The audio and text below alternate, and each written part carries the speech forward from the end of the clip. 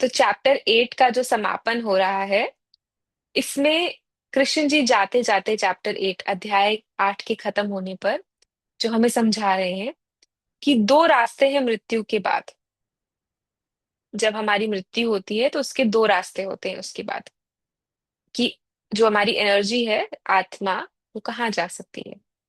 एक जो रास्ता है वो मुक्ति के द्वार जाता है, और एक जाता है वापस अंधेरे रास्तों में। लेकिन फिर भी कृष्ण जी अंत में बताते हैं कि कैसे जो योगी है वो दोनों से ऊपर है। और यही हम अध्याय 8 का आज संपन्न करेंगे। कल हम मेडिटेशन करेंगे, 7 चक्रा मेडिटेशन। आप सब लोग जुड़िएगा और भी लोगों को शेयर करिए। कल का हम स्पेशल थोड़ा लाइट सत्संग करेंगे, कोई अध्याय कोई गीता नहीं। Will do this meditation. तो आज 23 से हम 28 श्लोक हैं, उसमें पूरा उन्होंने सार बताया कि कैसे गति होती है। देखिए, पहली चीज समझने की, गुरु के बिना तो किसी की गति पॉसिबल नहीं है। वो ही आपको बताता है कि आप गलत मार्ग पे चल रहे हैं। ये चीज आप समझेंगे पहले मेरे साथ, कि एक आपके सपने में ही कितने जन्म पार करवा सकता है गुरु, आप खुद नहीं सोच सकते। एक वचन अगर आप लगा ले अपनी जिंदगी में, क्या पता अगले जन्म आपको क्या ठोकरें खा खा कर वो चीजें सीखनी थी, वो आपने एक बस आज्ञा का पालन करके ही वो चीज सीख ली। लाखों जन्म आप अपने पार कर सकते हैं। भी कीड़ा बनना था, छिपकली बनना था, कॉकरोच बनना था, ये बनना था, वो सब क्रॉस हो जाता है। झटपट चीजें काम बनने लगती हैं। बहुत लोग मेरे पास आते हैं, आर्ग्यू भी करते हैं कि गुरुओं की जरूरत नहीं होती, ये वो नहीं होती। तो फिर ऐसे ही संत महात्मा इतने बड़े बड़े जो बोल के गए हैं, ये ऐसी वेदों में लिखा है, पुराणों में लिखा है कि हमें मत पढ़िए जब तक गुरु की मार्गदर्शन ना हो। ये किताबें सिर्फ ऐसी ही हैं।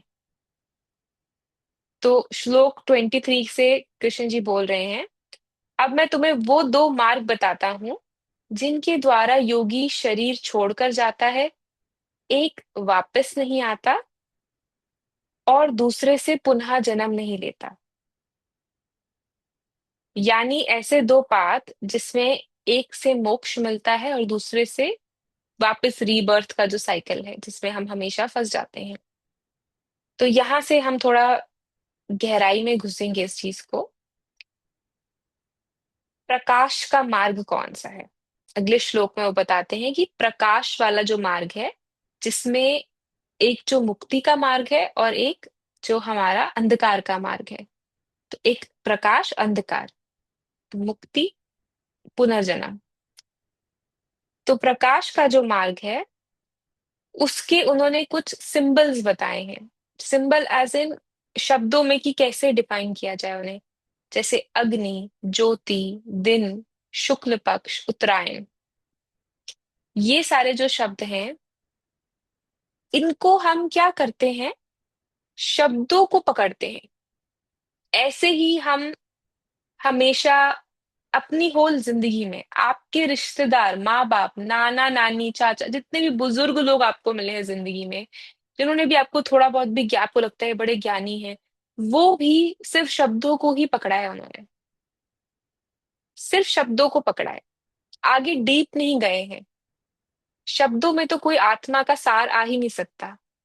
असीम चीज को सीमित चीजों में कभी डिफाइन नहीं किया जा सकता। तो ये जो उन्होंने शब्द बताए हैं कि अग्नि, ज्योति, दिन, शुक्ल पक्ष, उत्तरायण। अभी उत्तरायण, दक्षिणायन, ये दो चीजें होती हैं जो मकर संक्रांति के समय होती हैं। तो उत्तरायण में चला जाता है सूर्य, तो लोगों को लगता है उत्तरायण में मरेंगे तो मोक्ष की प्राप्ति होगी। इसका भीष्म पितामह ने वेट किया था। तीरों की छांव पे बैठे थे, इच्छा मृत्यु थी उनके पास। क्या बोला? उत्तरायण तक वेट करूंगा मरने का। तो क्या ब्रह्म में लीन हो जाएंगे? उत्तरायण तक वेट करेंगे? बताइए, आप लोगों को क्या लगता है? पूरी उम्र आपके कर्म कैसे थे, उसी से तो आपका आगे का डिफाइन होगा ना। आपको रियलाइजेशन हुआ कि नहीं हुआ, आपने जाना कि नहीं जाना, आप धर्म को कैसे मानते हैं, आज्ञा कैसे चले हैं अपने जीवन में, वो चीजें नहीं मैटर करती। अगर आप पूर्णिमा को शरीर छोड़ते हैं तो क्या आप पूर्ण हो जाते हैं? ऐसा कुछ नहीं होता। ये शब्दों से बताया जाता है कि आत्मा की तरफ का जो रास्ता है वो कैसा है। अभी शब्दों में बताना है तो कैसे बताएंगे? और जो हम अज्ञानी बन जाते हैं, वो क्या करते हैं, वो शब्दों को पकड़ लेते हैं और फिर बेचारे उसी फिर से वापस रीबर्थ के साइकिल में आते हैं। अभी आप उत्तरायण के समय मरे या दक्षिणायन के समय मरे, अगर आपने आत्मा को नहीं जाना है, खुद को नहीं जाना है, अगर आप खुश नहीं हैं, निरंतर प्रसन्न नहीं है, प्रसन्न रहना आपका अधिकार है, ये जानते हैं आप? अधिकार है ये आपका, कोई छीन नहीं सकता है आपसे। हमेशा प्रसन्न रहना, it's a choice and you have it. आपने छोड़ रखी है वो चॉइस। आप क्या करते हैं, दूसरों के लिए अपनी प्रसन्नता को त्याग दिया है, या अपने स्वार्थ के लिए प्रसन्नता को त्याग दिया है, सोच में चले जाते हैं, प्रॉब्लम्स में चले जाते हैं, तो वो उसकी वजह से आप प्रसन्न नहीं है। प्रसन्न चित्त के अंदर ही परमात्मा का वास है। जिसका जो चित्त है ना वो प्रसन्न रहता है सदा, चाहे अच्छा हो रहा है बुरा हो रहा है, वो सदा खुश है, राजी है। इसे बोला जाता है राजी, हुक्म में राजी है। उसका जो हुक्म है उसमें वो ठीक है। अभी ऐसा करना है तो ऐसा कर लेंगे, वैसा करना है तो वैसा कर लेंगे। आप बताइए मालिक, जो आपकी इच्छा।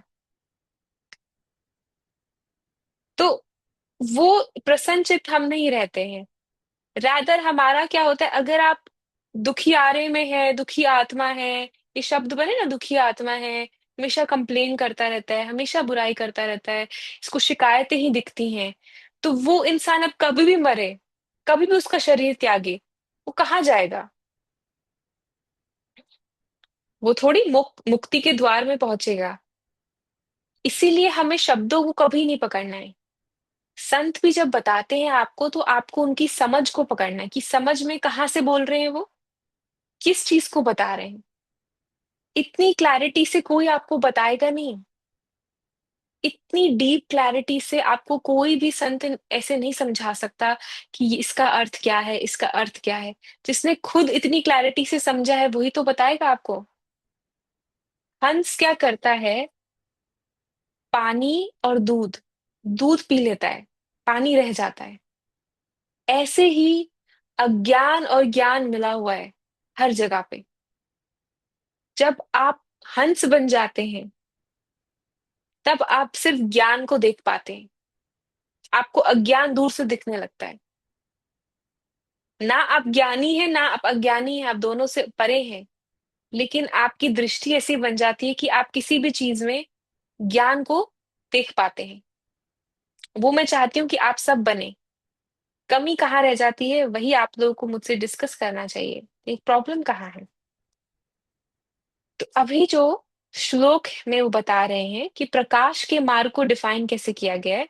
अग्नि, अग्नि को बोला जाता है, हमारे अंदर जो अग्नि चल रही है, ये अग्नि, जिसको कुंडलिनी अलग अलग नामों से दिया गया है, ऊर्जा, अग्नि, ये सारी चीजें आपके अंदर है, ज्योति, प्रकाश, लाइट। तो ये सारी चीजें बताई गई हैं आपके भीतर, आत्मा के अलग अलग नाम हैं।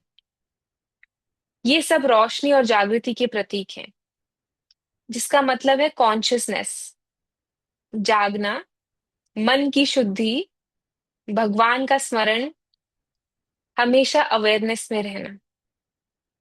अभी मन की शुद्धि का ही सारा खेल है। आपका जो मन है ना, वो ही सारा कलंकित हुआ हुआ है। उसके ऊपर अभी मैं आपको कोई, अगर मैं आपको लाल कलर का चश्मा पहनाऊं तो आपको लाल दिखेगा सब कुछ। अगर नीला पहनाऊं तो नीला दिखेगा, काला पहनाऊं तो डार्क डार्क दिखेगा। यही है कि नहीं? वैसे ही आत्मा पीछे छुपी है, मन के ऊपर मन का चश्मा जो है ना, वो ऐसा लगा हुआ है आपके ऊपर। इसीलिए आप सही नहीं देख पा रहे। मैंने क्या बोला था कि अगर आपका जो सबसे बड़ा दुश्मन है, सबसे बड़ा दुश्मन है जिसको आप पसंद नहीं करते, जो बिल्कुल आपके अगेंस्ट है, दुश्मन भी नहीं है चलो मान लीजिए, ऐसा इंसान जो आपके बिल्कुल अगेंस्ट है, उसके लिए आपके अंदर से जब वो सामने आए तो प्यार ही प्यार उमड़ता है अंदर से। तो समझिए आप अधिकारी हैं इस ज्ञान के। आप अभी रेडी हैं कि आपको सुनाया जा सकता है। अगर ऐसा नहीं होता है तो उसको आप स्टार्ट करें करना, क्योंकि कहीं से तो अभ्यास शुरू करना है। परमात्मा दो रूपों से काम करता है। एक है, एक ऐसे लोग बन के आता है आपकी जिंदगी में जो कड़वी दवाई होती है, जो आपको जहर की गोलियां देंगे, आपको उठाने के लिए, कभी गिराने के लिए, कभी कुछ करने के लिए। एक मीठी दवाई बन के आता है। वो मीठी दवाई वाले लोग आपको ऊंचा उठाएंगे, गिराए, मतलब बहुत आपकी वाहवाही करेंगे। तो जो मीठे वाले लोग हैं वो आपको मोह में बांध रहे हैं।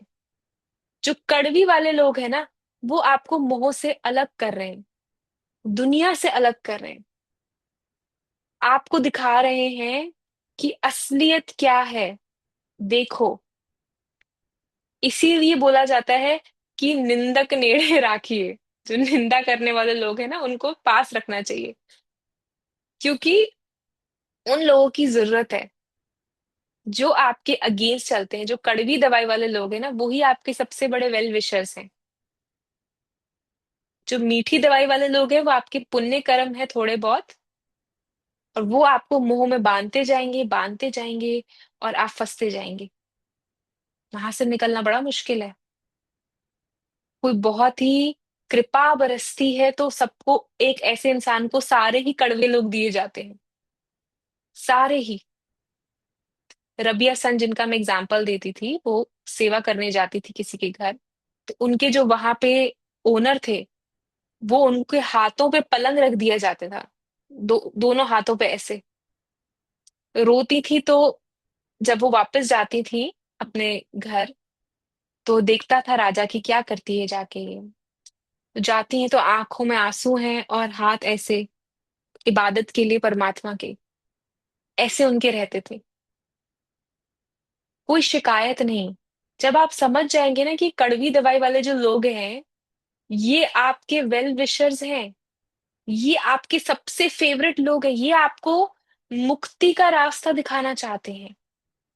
ये दिखाना चाहते हैं कि धरती पर जो मीठे मीठे लोगों के बीच में आप फंस गए हैं, ये जो मोह के बंधन में फंस गए हैं, इससे बाहर कैसे निकलना है।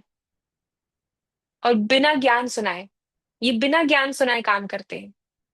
ये कुछ ज्ञान नहीं देंगे आपको, मेरी तरह बैठकर ऐसे जगाएंगे नहीं आपको। ये अपने शब्दों से, तीखी बातों से, कड़वी चीजों से बोल बोलकर आपको उठाएंगे।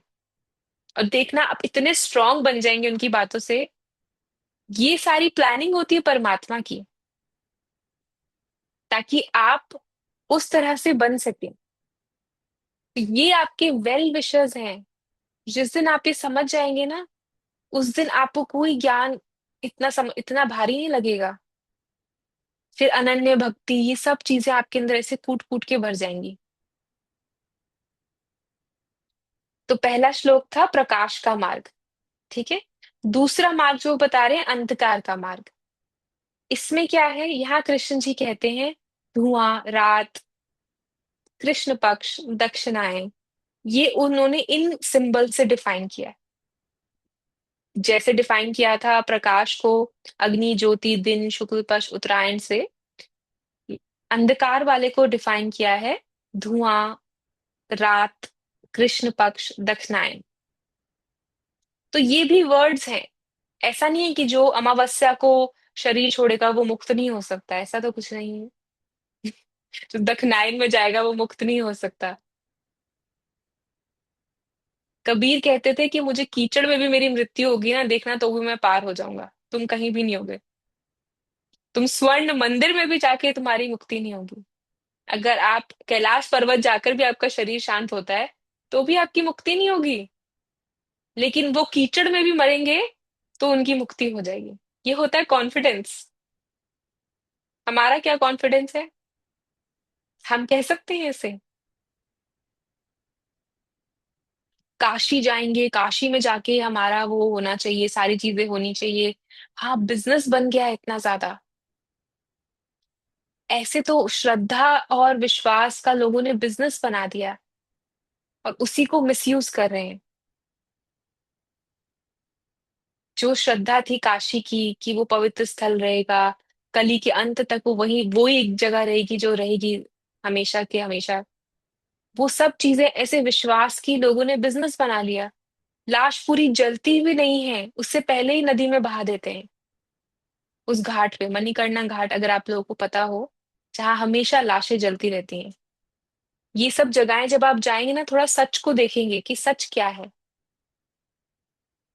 कि सत्य क्या है, कि ये शरीर जिसको आप पाल रहे हैं सुबह से शाम तक, इसी के बारे में सोचते हैं आप। इसको कैसे रखना है, क्या खिलाना है, क्या पिलाना है, अब क्या करना है, अब सो जाऊं थोड़ी देर। इस शरीर को जो आप पाल रहे हैं, इसने अंत में जल ही जाना है। ये आपके साथ भी नहीं जाएगा। इसको थोड़ा समय दीजिए, जितना इसको जरूरी है उतना समय दीजिए। जिन लोगों से आप अटैच हैं उन्हें उतना ही समय दीजिए कि जितना उनको जरूरी है, जितना उनको जरूरी है। आप कहीं भी आप टॉयलेट में भी मरेंगे ना, आप देखना मुक्ति पाएंगे फिर। मैं लिख कर दे सकती हूँ आपको। जो आत्मा को जानता है वो कहीं भी जाए शरीर छोड़कर, कोई फर्क नहीं पड़ता। कोई पुण्य पाप से परे हैं आप।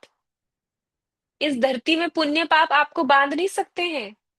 आप चॉइस से बंधे हुए हैं। ये स्टोरी मैंने पहले भी सुनाई है, हर संत सुनाता है सबको, लेकिन कितनों ने अनुभव करी, ये आप समझेंगे। वाणी से अनुभव पता चल जाता है कितनों ने अनुभव करी है। स्टोरी क्या है कि वो इंसान जाता है बुद्ध के पास। मैं नहीं छोड़ पा रहा हूँ अपना घर परिवार, मेरे को बहुत मोह है, मुझे बहुत अटैचमेंट है। तो बुद्ध क्या करते हैं, जाके पेड़ को पकड़ लेते हैं, कहते हैं मुझसे पेड़ नहीं छूट रहा है, प्लीज निकालिए मुझे बाहर। तो उनके शिष्य वगैरह देखते हैं, कहते हैं क्या कह रहे हैं, पेड़ तो इन्होंने ही पकड़ा है। फिर उसको जैसे तैसे जोर से खींच कर अलग करते हैं। फिर वो पकड़ लेते हैं, कहते हैं मुझसे पेड़ नहीं छूट रहा है, मुझसे पेड़ नहीं छूट रहा है। तो अंत में वो बताते हैं कि मैं भी तो यही कह रहा हूं कि पेड़ ने मुझे नहीं पकड़ा है, मैंने पेड़ को पकड़ा हुआ है। वैसे ही ये पुण्य पाप कर्म का जो जाल है इस दुनिया में, उन्होंने आपको नहीं पकड़ा है, आपने पकड़ा हुआ है।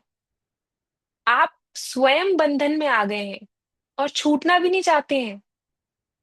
जिसकी आंखें बंद हो, खोली खुलाया जा सकता है उसे, लेकिन जो जानबूझ के सो रहा हो, उसे कैसे उठाएंगे। जो जानबूझ के सो रहा है उसे कैसे उठाया जाएगा, थोड़ी उठा सकते हैं उसे, कितनी ही कोशिश कर लें आप। वैसे ही आप लोग अभी जानबूझ के सो रहे हैं। आपको पता है आत्मा है, शरीर नहीं हूं, ये है वो, फिर भी वो अंदर से वो इतना मनोबल नहीं है, इतनी पावर नहीं है, उठ नहीं सकते।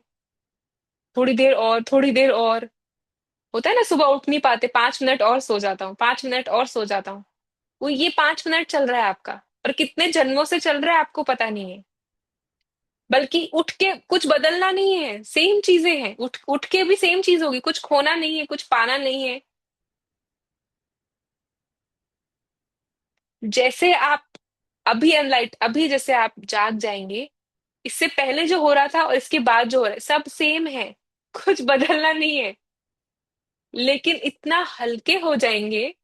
यहाँ पे जब थे तो लोगों का बोझ, जिम्मेदारियां, ये वो सब कुछ आपके ऊपर दबा हुआ था। जैसे ही मुक्त हो जाते हैं, जाग जाते हैं, सब कुछ सेम रहता है, घर वाले सेम है, बाहर वाले सेम है, जॉब सेम है, बस जिम्मेदारियां, बोझ, वो सब उठ जाता है। इतना आसान है, फिर भी नहीं करना चाहते।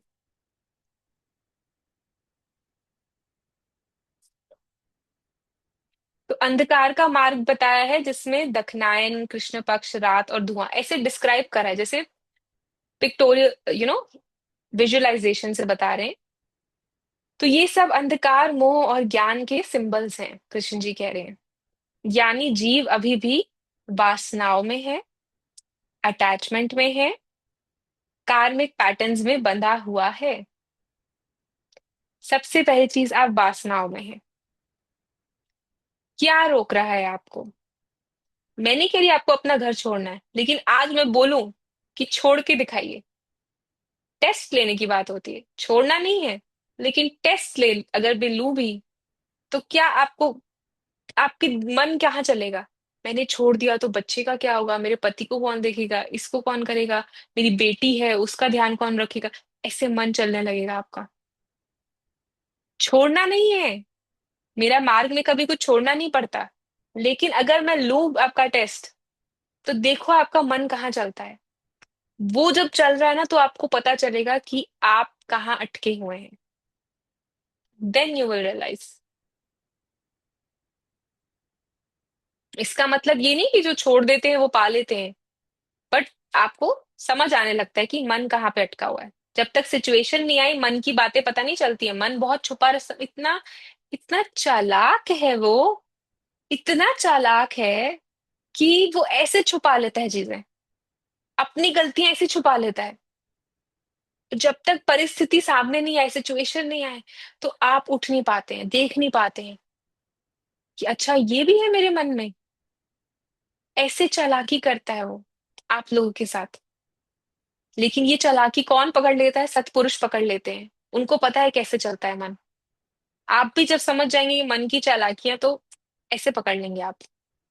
अच्छा अभी चालाक हो रहा है ये, अभी मुझे उल्लू बनाना चाहता है। खेलेंगे आप फिर उसके साथ। तो अगले श्लोक में कृष्ण जी कहते हैं, ये दोनों मार्ग सनातन है। एक मुक्ति देता है और एक पुनर्जन्म देता है। दोनों ही सनातन है। ऐसा कुछ नहीं कि ये वाला मार्ग बेटर है या वो बेटर है। प्रकाश, जब जब आप प्रकाश के मार्ग पे होते हैं, आप अवेयरनेस की तरफ जाते हैं। अंधकार के मार्ग पे होते हैं तो अनकॉन्शियस लाइफ पैटर्न्स, अनकॉन्शियसनेस की तरफ जाते हैं आप।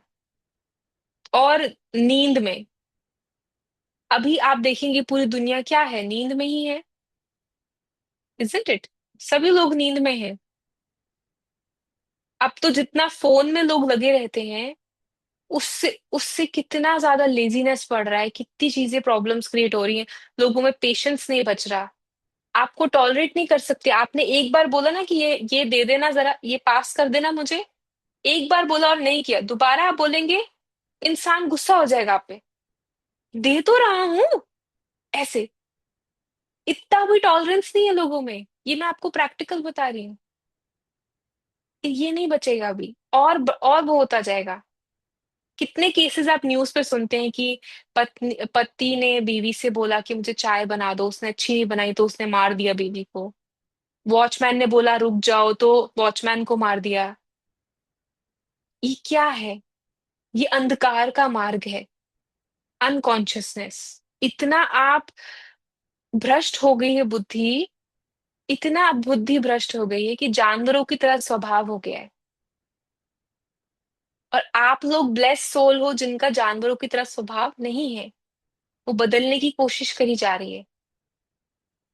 ये उन लोगों के साथ नहीं हो रहा है, आप लोगों के साथ हो रहा है। तो दोनों मार्ग है, सनातन है। ऐसा नहीं कि कोई एक चीज है। यूनिवर्स में जो भी चीजें हैं सब वही हैं, अलग कुछ भी नहीं। तो आगे कहते हैं, जो योगी इन दोनों मार्ग को समझ लेता है वो कभी मोहित नहीं होता। हमें भी मोहित नहीं होना है। आपको समझ जाना है कि कब आप भटक रहे हैं, कब आप सही रास्ते जा रहे हैं। मैं किसी को बता रही थी, वो साधक हैं तो इसीलिए साधकों की अलग वाणी होती है। जो सत्य को जानना चाहते हैं, मोक्ष को प्राप्त करना चाहते हैं। ये जैसे जनरल सत्संग है, ये मोक्ष का सत्संग नहीं है। बड़े इसमें बातें हो रही हैं, लेकिन ये मोक्ष प्राप्ति इसमें नहीं होगा, वो कस्टम चीजें होती हैं। तो साधकों को सबसे पहले जानना होता है कि गिरते कहाँ हैं, कि किन किन चीजों में अटक के हम गिर जाएंगे। ये पहली चीज समझनी होती है। क्योंकि हमेशा कोई ना कोई साथ नहीं रहेगा। गुरु, जब तक आप भाग्यशाली हैं गुरु मिल जाएगा, वो आपको ले जाएगा। लेकिन एक टाइम आएगा शायद गुरु भी नहीं हो। आपको स्वयं मार्ग ढूंढना पड़ेगा। आप कैसे ढूंढेंगे? कहाँ से ढूंढेंगे? हर कोई इतना भाग्यशाली नहीं होता। तो उसको ये समझना है कि जब ये ऐसी ऐसी सिचुएशन होने लगेंगी, मैं अहंकार में अटक सकता हूँ, मैं मोह में अटक सकता हूँ। और वो ऐसे रूपों से आता है आपको पता भी नहीं चलेगा। आप सोच भी नहीं सकते आप इस इंसान के मोह में कभी आ सकते हैं।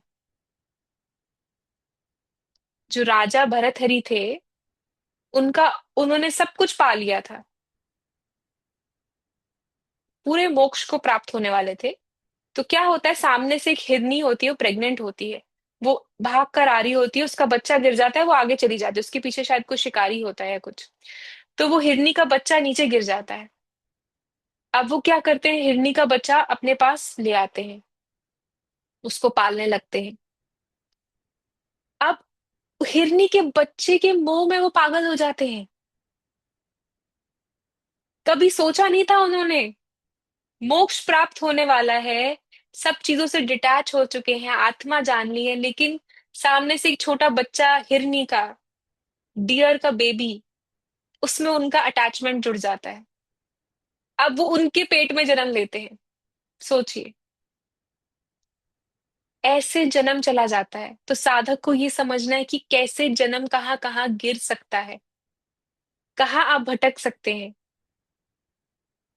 इसीलिए अवेयरनेस जो मैं बोलती हूँ, जो ये बता रहे हैं कृष्ण जी, दो मार्ग में से एक मार्ग जो जागरूकता का है, उसमें जब जब आप जागरूक रहेंगे, और कभी कभी नहीं रहेंगे, मोह का तो काम ही है ये आपको फंसाना, झांसे में ले लेना। इतनी ये ऐसे आता है ना, आपको पता ही नहीं चलता, ऐसे आता है ये कि आप बच ही नहीं सकते इससे। अगर भाग्यशाली है तो कोई जगा देता है आपको।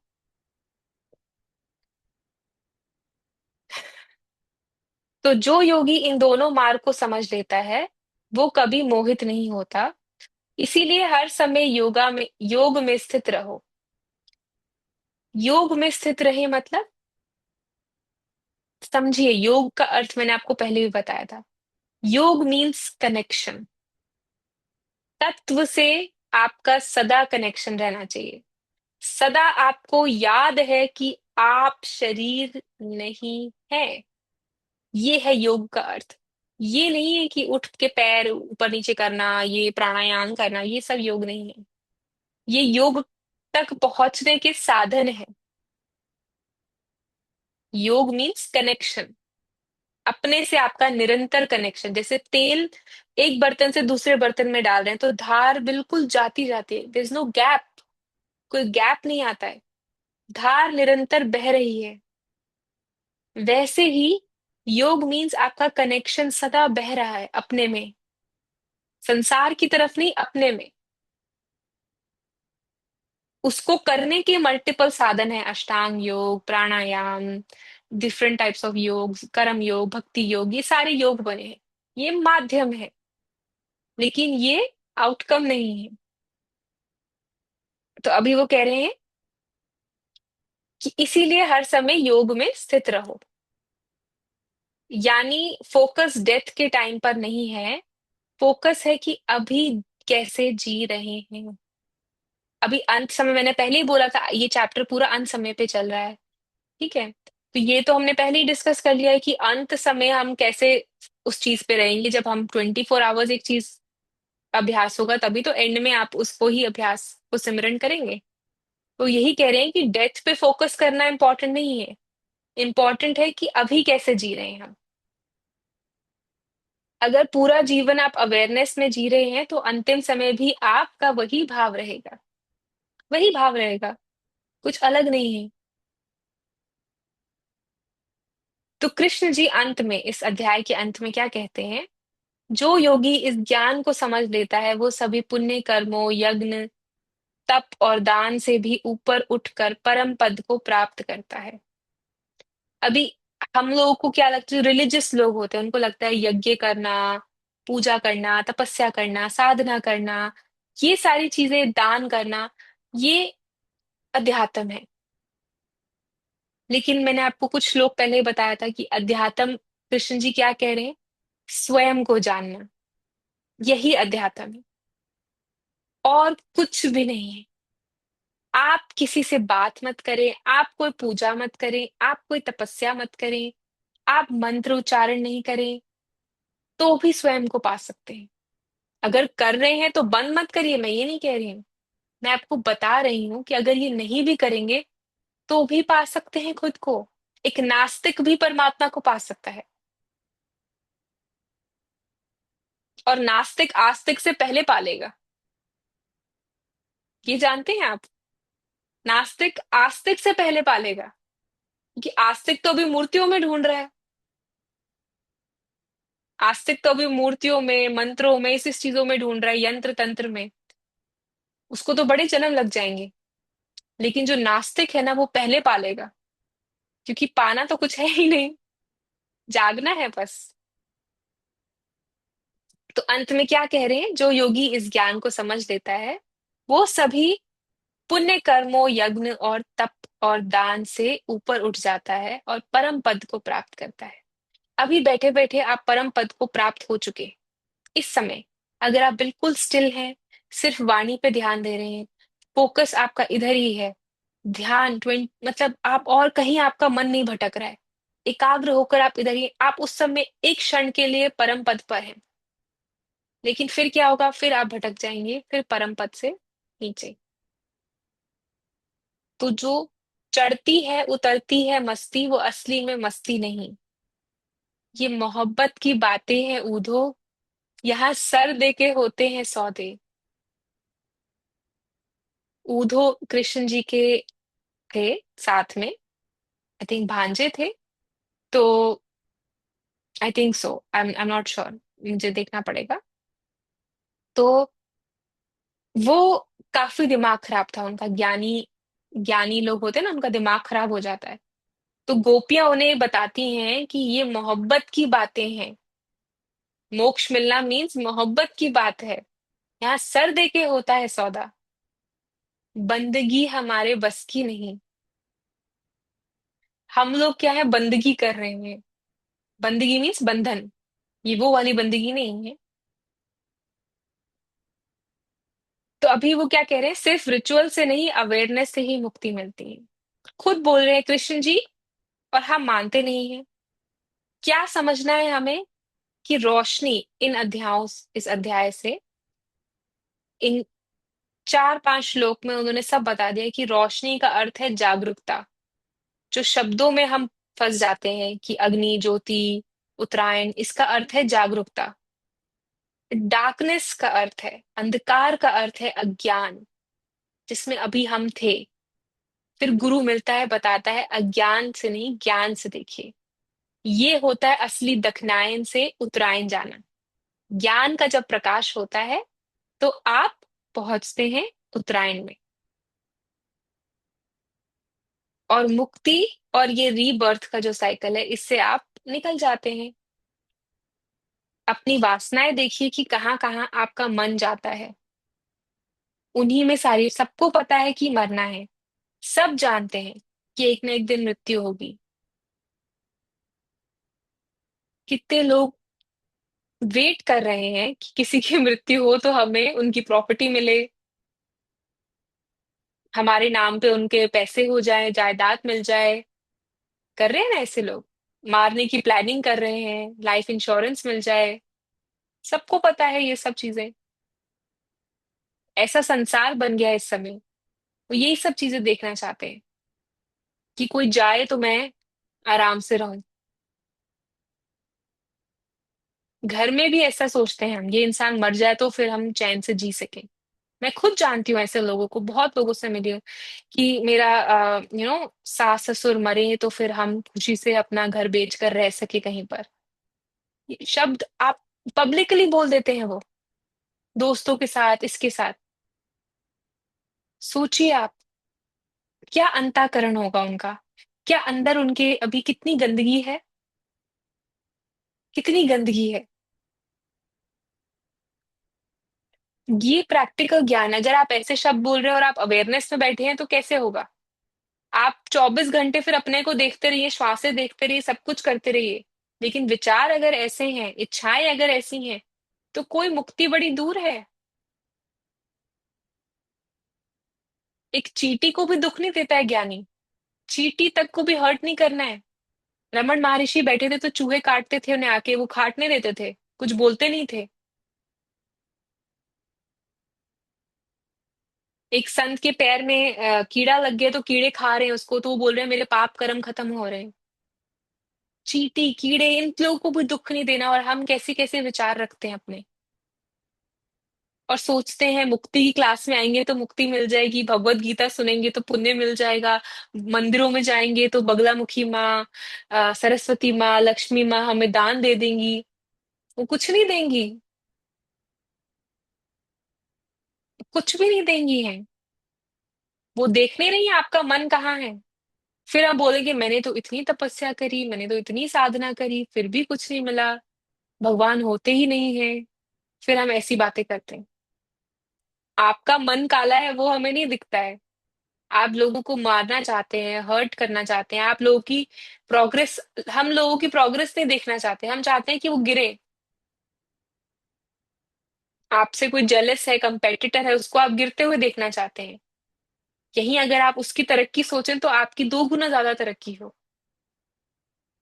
और फिर हम आते हैं भगवत गीता क्लासेस में, वेदांत की क्लासेस में, ये सब उपनिषद पढ़ने।